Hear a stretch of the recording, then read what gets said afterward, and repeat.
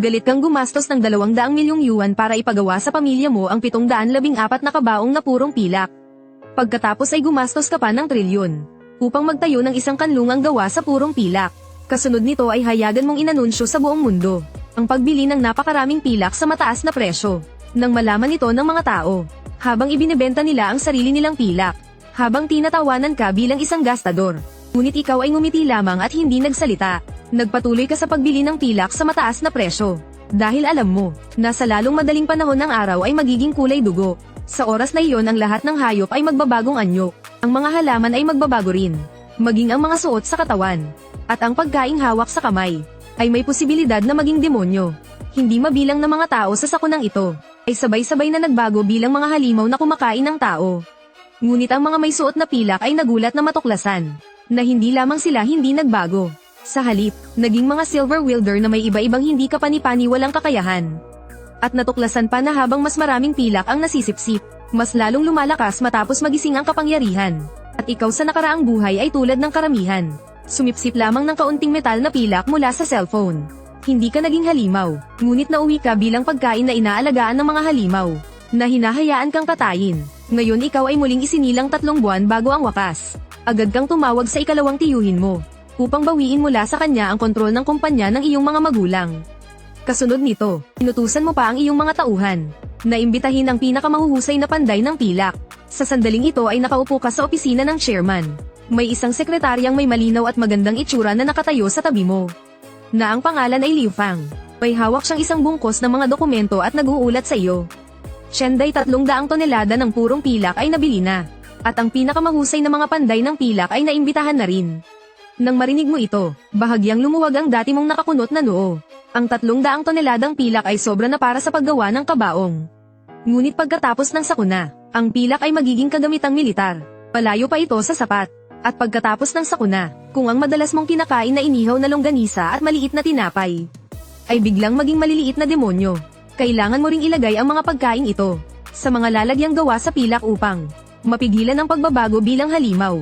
Kaya naghanda kang magtayo ng isang dambuhalang bodega na purong pilak para sa pag-iimbak ng mga gamit sa kaligtasan. At maaari rin itong gamitin bilang kanlungan. Ngunit sa kasalukuyan ang 3 buwang panahon ay tila hindi sapat para magtayo ng malaking kanlungan. Kung simpleng pagbabago lamang ang gagawin, ay hindi dapat maging problema. Pagkaraan ng ilang araw ng pagsisiyasat at pag-unawa, may malinaw ka ng plano sa isip. Agad mong tinipon ang lahat ng matataas na opisyal ng grupo para sa pulong. Habang tinitingnan ang mahabang mesa ng pulong, mahigit 20 matataas na opisyal ang nakaupo sa paligid. Ipinahayag mo ang ilang mahahalagang paalala.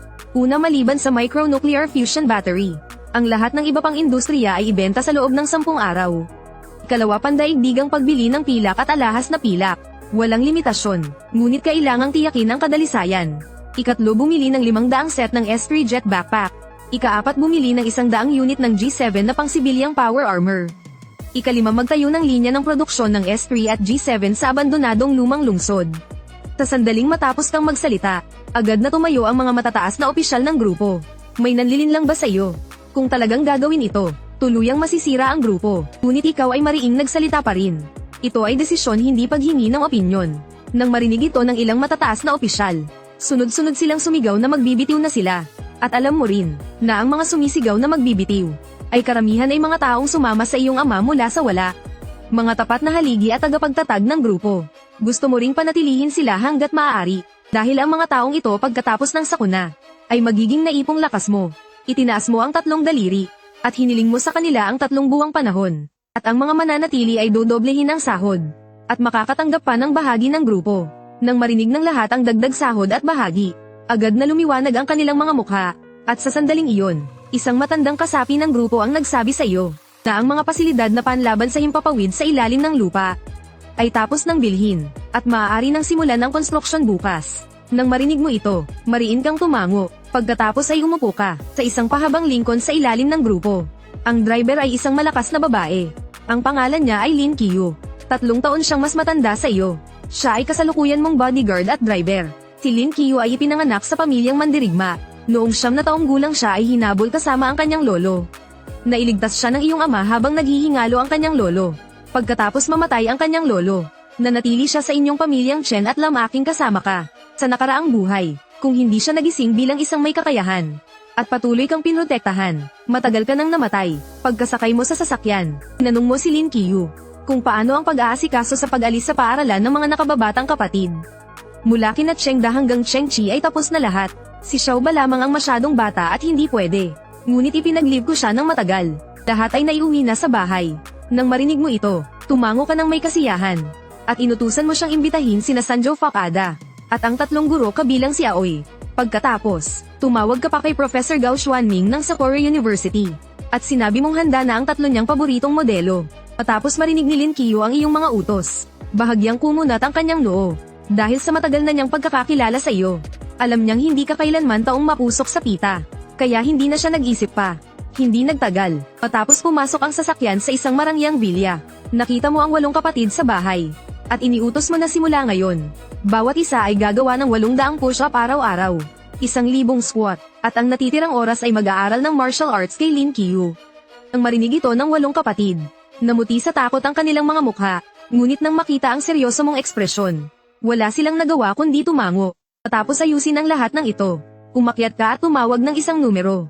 Hello Kuya Fei, mapagkakatiwalaan ba ang mga tao? Direktor Chen, huwag kang mag-alala.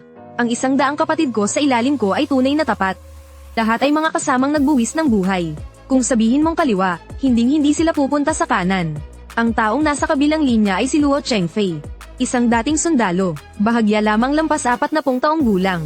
Pagkatapos magretiro sa hukbo ay nagbukas siya ng isang security company. Ngunit dahil sa mahinang pamamahala, hindi lamang siya hindi kumita.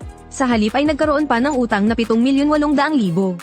Napanlabas na utang, nang siya ay hindi na makayanan ng bigat, at nais na wakasan ang sariling buhay. Ikaw ang nagbangon muli sa kanyang security company, at tuluyang ginawa si Luo Chengfei na lubos na tapat sa iyo. Nang malaman mong maayos na rin ang mga bodyguard, lumapit ka sa bintana, tahimik mong hinintay ang pagdating ni Aoi Sora.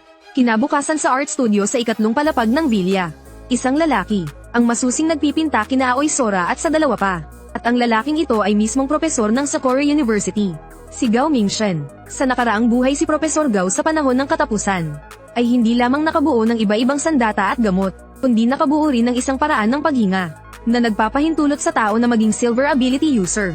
Kaya ginugol mo ang malaking pagsisikap upang imbitahan siya. Sa sandaling ito ay natupad na ang hangarin mong makita si Dr. Gao. Kaya ikinwento mo ang sarili mong muling pagkabuhay, pati na rin ang pagdating ng katapusan makalipas ang 1 buwan. Inakala mong hindi maniniwala si Gao Mingshen, ngunit hindi inaasahan ay agad kanyang pinaniwalaan. At naglabas pa siya ng napakaraming teorya. Nang makita ito ay agad mong sinamantala ang pagkakataon. At pinanatili si Gao Mingshen upang magsaliksik. Matapos mong ihanda ang lahat, dumating na rin ang araw bago ang malaking sakuna. Sa araw na ito may dala kang maliit na bakal na kulungan. Sa loob ng kulungan ay may isang pasang halo-halo ang balahibo. At dahil sa pangit nitong itsura, ito ay dumanas ng matinding pagtaboy ng mga tao. Kaya lubos nitong kinamuhian ang sangkatauhan. At pagkatapos ng sakuna ay nagbago rin ito bilang halimaw. At naging bangungot ng maraming tao. Sa sandaling ito dinala mo ang pusa sa isang silid ng babae. Ang nakatayo sa tapat mo ay isang magandang babaeng nasa unang bahagi ng kanyang 20. May maputing balat, may rosas na pisngi, at likas na malinaw na mga mata.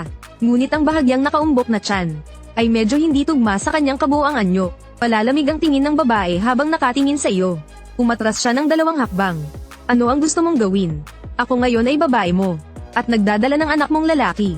Nang marinig mo ito malamig mong sinabi, habarin mo at ibigay lahat ng alahas mo. Sa akin, telepono at tablet, ibigay mo rin lahat. Bakit? Nag-ipon ng lakas ng loob ang babae.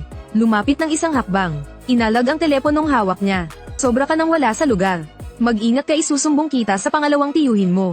Ngunit sa susunod na sandali, ang teleponong nasa kanyang kamay, ay inagaw ni Lin Qiu na nakatayo sa likod mo. Gawin mo ang sinabi ko at habarin ang mga alahas. Kung hindi sasabihin ko sa tiyuhin ko ang tungkol sa peking pagbubuntis mo. Shenfeng, naninira ka, ngunit kakababa pa lamang ng kanyang boses. Hinayla mo ang isang peking pad ng tiyan mula sa kanyang katawan. Nang makita ito wala siyang nagawa kundi tanggapin ang katotohanan. At ibinigay lahat ng kanyang mga alahas. Bago mag-1:00 ng tanghali, bawal kang pumunta kahit saan. Manatili ka rito kasama ang pasang ito. Ibinaba mo ang bakal na kulungan. At itinuro ang kamerang nasa gilid. Pagkasabi nito ay umalis ka. Ang babaeng naiwan sa silid upang samahan ng pusa ay si Lin Qingqiu. Siya ang 3 asawa ng iyong 2 tiyuhin. At mas bata pa sa iyo ng ilang taon ng tiyahing ito. Napakalalim ng kanyang mga pakana. Sa tulong ng kanyang tapat na tagasunod, pinainom niya ng alak ang ikalawang tiyuhin. At nagsinungaling na may nangyari at siya ay buntis. Pinilit ang ikalawang tiyuhin na makipagdiborsyo muli, at pakasalan si Lin Qingqiu. Pagkatapos ng sakuna sa nakaraang buhay, hindi inaasahang nagising si Lin Qingqiu. At ang kanyang tapat na tagasunod, ay tinamaan ng pambihirang swerte, direktang nagising, at naging isang medyo makapangyarihang silver ability user. Kaya muling ginamit ni Lin Qingqiu ang kanyang mga pakana. Agad niyang inagaw ang panig ng kanyang tapat na tagasunod, at pinaslang ang ikalawang tiyuhin na isang ordinaryong tao. Sa buhay na ito hindi mo hahayaang mangyari iyon. Ngunit batay sa ugali ng ikalawang tiyuhin, kahit malaman niyang niloko siya ni Lin Qingqiu, malamang ay hindi rin niya ito papatayin. Kaya upang hindi kasisihin ng ikalawang tiyuhin pagkatapos, sadyang ginamit mo ang pangit na pusa bilang kapalit. Dahil sa matinding galit ng pangit na pusa sa mga tao, tiyak nitong dudurugin ang babaeng nasa harap nito. Matapos maayos ang usapin kay Lin Qingqiu, umalik ka sa sarili mong vilya. Sa pilitan mong ipinasok ang lahat ng pamilya sa mga kabaong. Pagkatapos ay bumaba ka sa basement. Napakalawak ng sukat ng basement. Ang mga pader at kisame sa paligid, pati na ang sahig, ay binalutan lahat ng makakapal na pilak na plato. Ang kabuoang bigat ng mga pilak na ito ay umabot sa 200 tonelada.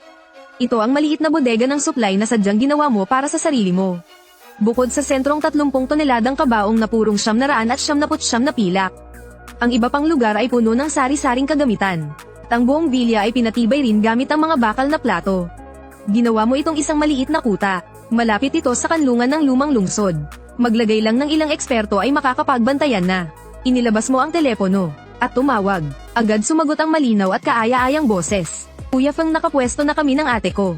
Tinitiyak naming hindi mawawala sa paningin si Liu Yan at ang pamilya niya. Sa kabilang linya ng telepono, ay isang pares ng kambal. Sina Kexen at Kexen kapwa bagong graduate at nasa 20. Sila rin ang mga pinagkatiwalaan mong hinubog.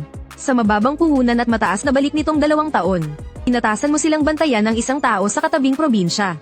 Ang pangalang Liu Yan. Pagkatapos ng sakuna mahina man ang lakas niya. Ngunit napakahalaga ng kakayahang nagising.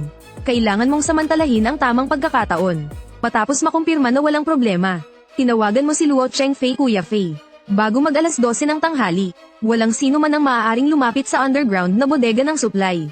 Direktor Chen, makakaasa kayo. Nalinis na ang paligid. Tinitiyak na walang papasok sa loob ng bakod. Nasa mga himpilan sa labas ng pader ang lahat at nagbabantay. Mabuti sabihin mo sa mga kapatid. Malapit na ang sandali, huwag magpanik, at ang lahat ng suot na pilak. Siguraduhing maayos ang pagkakasuot, huwag hayaang malaglag. Matapos ang paulit-ulit na paalala, binaba mo ang telepono. Humiga ka sa 30 toneladang kabaong na purong pilak. Nang maisara ang takip ng kabaong,